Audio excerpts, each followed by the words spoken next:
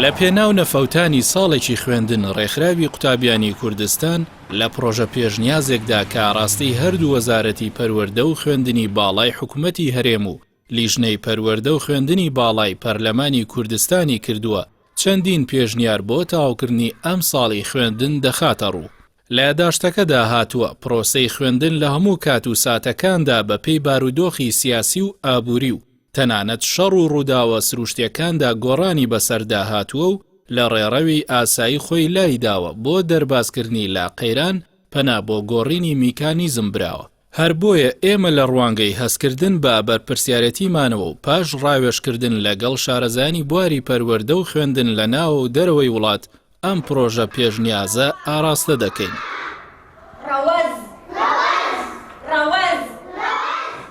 بەپێی پرۆژە پێشنیازکراوەکەی ڕێکخراوی قوتابیانی کوردستان قۆناغی بنەڕەتی کراوە بە 3 بازنەی بەجۆرێک پۆلی 1 و 2 3 ڕاستەوخۆ بە دەرچوو هەژمار بکرێن، بەڵام هەوڵ بدرێت لە ساڵی ئایندەدا قەرەبوویان بۆ بکرێتەوە. پۆلی 4 و 5 نمرەی وانەکانی وەرزی یەکەم ببێتە نمرەی وەرزی دووەم و بڕیار بدرێت ئەوانەی کە کەوتون خولی دووەم تاقیکردنەوە بکەن.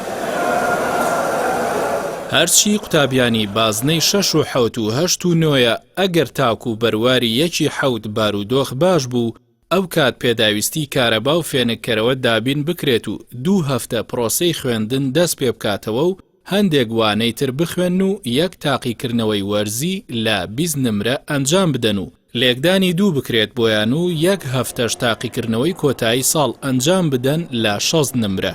بەڵام لە ئەگەری باش نەبوونی بارودۆخدا دەتوانرێت نمرەکانی وەرزی یەکەم ببن بە نمرەی وەرزی دووەم و قوتابیانی دەرنەچوو تاقیکردنەوە بکەن. هاوکات ئاماژە بەوەش کراوە دەبێت لە هەموو بارودۆخێکدا تاقیکردنەوەی نیشتیمانی بۆ قوتابیانی پۆلی 9 نەمێنێت. لە پرۆژە پێشنیارەکەی ڕێکخراوی قوتابیاندا قۆناغی ئامادەیش بەسەر 2 بازنەدا دابەش کراوە. بە جۆرێک قوتابیانی پۆلەکانی 10 و 11 2 پێشنیار کراوەکە کە دەڵێت یەکەم لە دوای جەژنی ڕەمەزان بە 1 هەفتە بە گرتنەبەری ڕێکارە تەندروستیەکان دەوامی ئەم قوتابیانە دەست پێ بکاتەوە تاکو ئەو کاتەی بابەتەکان تەواو دەکەن. حکوومەت بڕیار بدات کە تەلەڤیزیۆنی پەروەردەی بخاتە سەر مانگی دەستکرد بۆ ئەوەی بە هەردوو شێوازی ناوخۆیی و ئاسمانی وانەکانی ئەم 2 قۆناغە پەخش بکات و قوتابیانیش تەنها بۆ تاقیکردنەوەکان بچنەوە قوتابخانە. بۆ قوتابیانی قۆناغی 12 ئامادەی ڕێکخراوی قوتابیانی کوردستان پێشنیار دەکات لە 10 نیسانەوە وانەکان لە ڕێگەی تەلەڤیزۆنەکانەوە لە ماوەی 3 کاتژمێری ڕۆژانەدا بوترێت بە قوتابیان تاکو منهەج تەواو دەکرێت. دواتریش لە ماڵپەڕی پەروەردە دابنرێت تا قوتابیان سوودی لێ ببینەوە.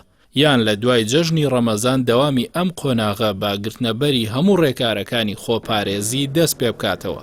ڕێکخراوی قوتابیانی کوردستان هۆشداری لەوە دەدات کە بە هیچ جۆرێک خوێندنی ئۆنلاین بۆ قۆناغەکانی بنەڕەتی و ئامادەیی ناگونجێت.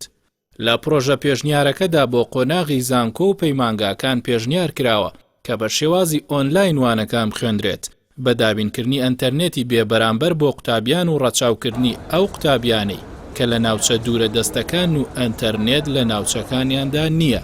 هەروەها بۆ قەرەبووکردنەوەی وانە پراکتیکیەکانیش چەندین پێشنیار وەک چارەسەر خراوەتە ڕوو.